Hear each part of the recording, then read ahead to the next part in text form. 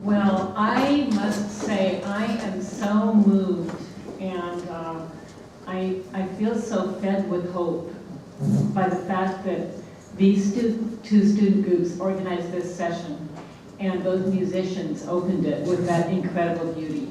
So to these groups and to those musicians, let us just give a terrific hand of thanks.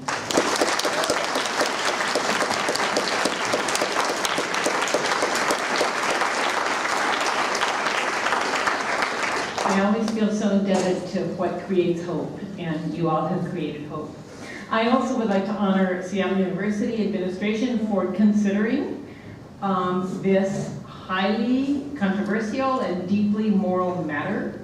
In doing so, I would note that SU is joining the good company of a number of Jesuit universities and other universities committed to the role of the university in building a more just and sustainable society. So tonight, I will speak from my academic discipline, which is theological ethics. Ethics, as you know, is the ancient art of determining how we ought live in light of our ultimate values. I have never had only 15 minutes to talk about something as big as the ethics of divestment and investment in fossil fuels. So I'm going to dive in and just lecture more than I ever do in a classroom, let me tell you that. Could I have the slide here? I will do three things. First, pose a question and respond to it with 3 points. Secondly, name 2 guiding moral questions that emerge from those 3 points. Third, suggest 3 lines of vision. I will call them lines of vision, entailed in ethical inquiry into divestment. And then I have 2 closing comments to share a couple of my perspectives related to those lines of vision. Okay? Here we go. The question. Why is the question of fossil fuel divestment a moral matter and a religious moral matter of particular concern to a Catholic university? In response, please consider 3 points. Point 1, ethics in modernity tends to be seen in interpersonal or individualized terms. That is, I should be as good as I can in my interpersonal relationships. However, one truly significant gift of Catholic social teaching, that is the aspect of Catholic theology that relates to how we ought to live in society. One gift of Catholic social teaching to modernity has been to insist that morality is not only a matter of individuals' lives, but also of groups, including institutions and societies. This means that in a democratic society, or at least one that attempts to be democratic, I am not only accountable for what I do as an individual, but also for the impacts of what my society does. To illustrate, not only am I not to kill people on the street, I am also to ask whether the normative practices of my society are killing people. Is the carbon-based economy killing people? In ethical terms, that is, we are moral agents, not only as individuals, but also as institutions and as societies. That's point 1. Point 2, Catholic social teaching has insisted that individuals, and I love this, have a divinely given vocation. Vocation comes from the Latin calling, to call out. That vocation is that we are to develop our gifts, our talents, in order to serve the common good. Quite a radically countercultural sense of vocation compared to that of our society of the day. We are to develop our gifts to serve the common good. That is, in order to help this beautiful and broken world be a place in which all can flourish and can develop to contribute to the common good. Societies and institutions also have that divine vocation. Not only individuals, but also societies are called to serve the common good. Toward that end, We are to organize life, especially political and economic life, in ways that build social justice and encourage compassion. And now here the church's teachings are vehement. In doing this, we are to prioritize the needs of people and peoples who are impoverished or otherwise vulnerable to the vicissitudes of power and privilege. This is known in social teaching as the preferential option for the poor. In recent decades, as emphasized by Pope John Paul II in his groundbreaking 1990 address, that divine calling of societies includes serving not only the well-being of people, and particularly vulnerable people, but the earth. The ecological crisis, wrote the Pope, is, or rather he didn't just write it, he declared it to the world, is a moral problem. So point 3, because of this divine call to serve the common good, the Catholic Church, in the great historic debates about private property, has put astounding limits on the right to private property. Catholic social teaching calls this the social mortgage on private property. What it means is that no one has the right to accumulate large amounts of private property, while others in the world lack the basic requirements for survival and development. And no one has the right to accumulate at the expense of others. Earth's goods are meant for all. Again, the term for this in Catholic social teaching is the universal destination of goods. Someone might want to go into do your doctoral dissertation on the application of the universal destination of goods to divestment in fossil fuel industries, but we won't do that right now. I could quote you some wildly radical statements about the rights of the poor in the face of the claims of the propertied, but I won't do that right now either. The constraints on private property come into play in our discussion of divestment. And these 3 points that I've just made, societies are morally accountable, societies and institutions have a divine calling to serve the common good, and the social mortgage on private property, these 3 points render 2 burning moral questions, undergirding the question of divestment. So let us move to those 2 questions, my second item there. The first is this: to what extent do fossil fuel companies have the right to do as they please with their private property, in the name of profit, where that activity may deprive vulnerable peoples of livelihood, shelter, land, life, community, etc. That is, the necessities for a life in which they may flourish and develop themselves for the building of the common good. Now, note, we could also ask about the right of fossil fuel companies to commodify and own humankind's mineral resources, but that's another question and opens another can of worms, and we won't go into that can of worms right now. The second question: to what extent do the investors in fossil fuel companies have the right to profit from those industries if the industry's activities deprive vulnerable peoples of livelihood, shelter, land, life, community, etc.? Here enter Seattle University and divestment. The question becomes, to what extent, if any, ought SU profit from the activity of fossil fuel industries? You know as well as I, the question is more complex than it seems, because we would need to ask also not only who suffers from the activities of fossil fuel industries, but who would suffer from divestment if the university decided to divest. Okay, so the question is very complex, and both of those things would need to be asked. Given this question of the extent to which the university ought, from a moral perspective, continue to profit from fossil fuel industries, given that question, I'd like to point to 3 what I will call lines of vision, or things to keep in vision at the same time as we enter into moral deliberation about divestment. So that's my third thing here on the screen.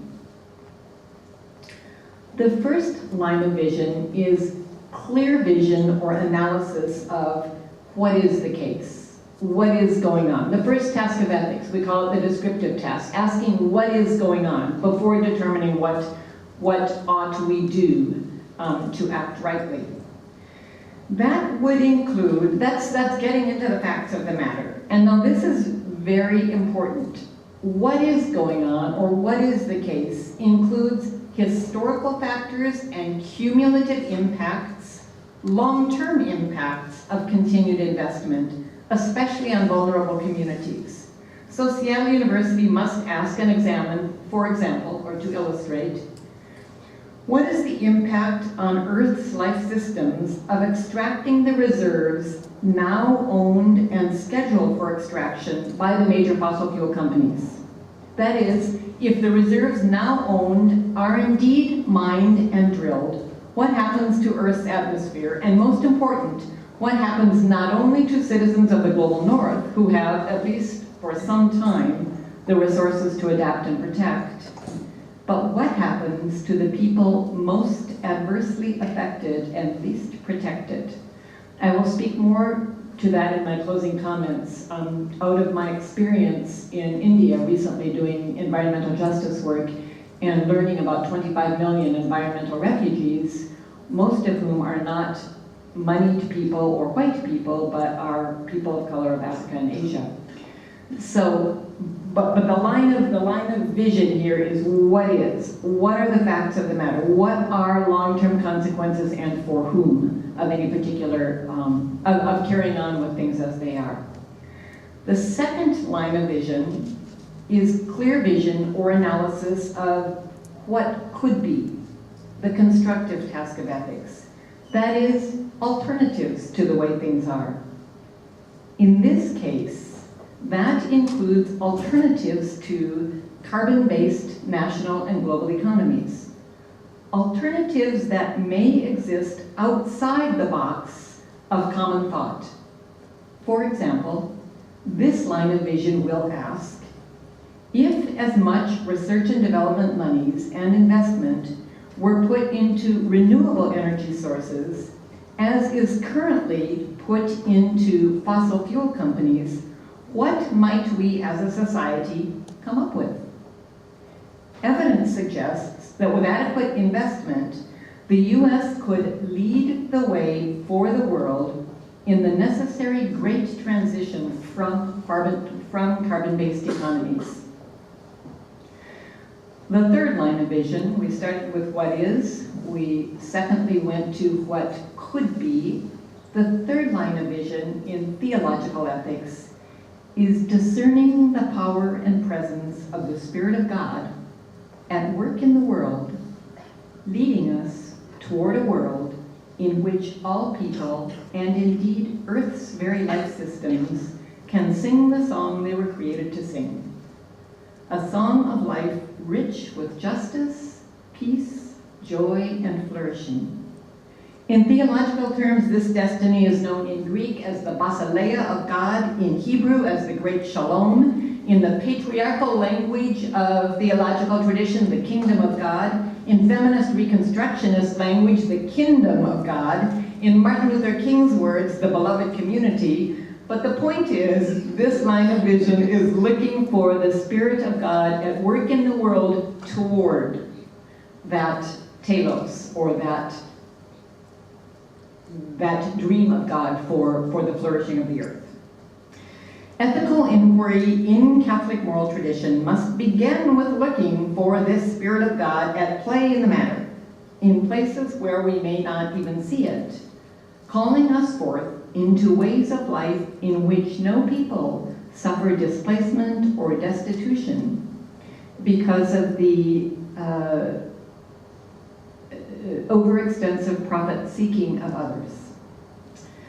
So, on to my part 4. In closing, I'd like to make 2 comments in line with those 2 lines of vision, the first 2 of those lines of vision. And my first comment, actually both of them, are grounded in decades now of work on matters of economic justice and environmental justice in India and Africa and Europe and the Americas.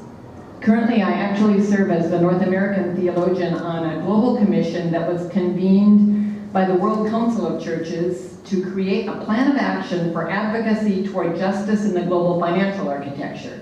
The commission is mostly economists with a couple of theologians.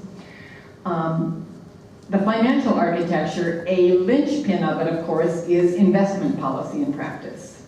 These commissioners, there are 13 of them, from South Africa, the Philippines, Tanzania, Namibia, and elsewhere, all view investment policy and practice as tremendously powerful links between economic life and the future of Earth's life systems. That is, our atmosphere and our waters, our soil, etc. So my first comment, my first closing comment, concerns the first line of vision, what is? During the United Nations Climate Change Conference in Durban, Honduran Cardinal Oscar Rodriguez Maradiaga declared at a special mass that failure at the climate talks would be moral apartheid. He is president of Caritas International, which is a confederation of 165 Catholic relief, development, and service organizations. In line with his words, I would suggest that climate change may be the most far-reaching manifestation of white privilege and class privilege yet to face humankind. Caused overwhelmingly by the world's high-consuming people, including us, climate change is wreaking death and destruction first and foremost on impoverished people, who also are disproportionately people of color.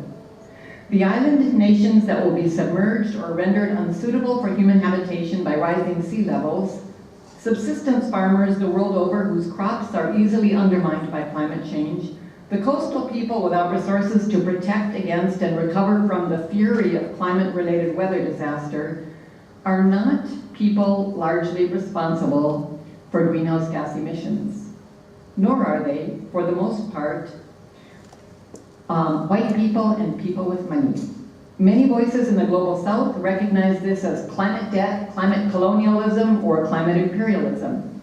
Within the US too, as we've already seen in Hurricane Katrina and elsewhere, communities of color and low-income communities continue to suffer most from extreme storms, as well as from the respiratory illness, food insecurity, and disease that is brought on by climate change.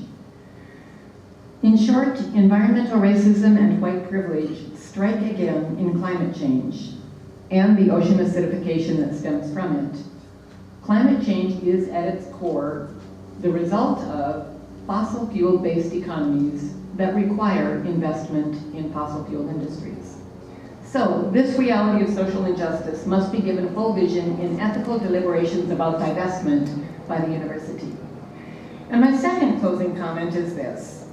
The great vocation or calling of the human community in the 21st century, that is your generation and mine, is to reconfigure economic life, to including investments, to reorient it toward building ecologically sustainable and socially just ways of living on this planet home.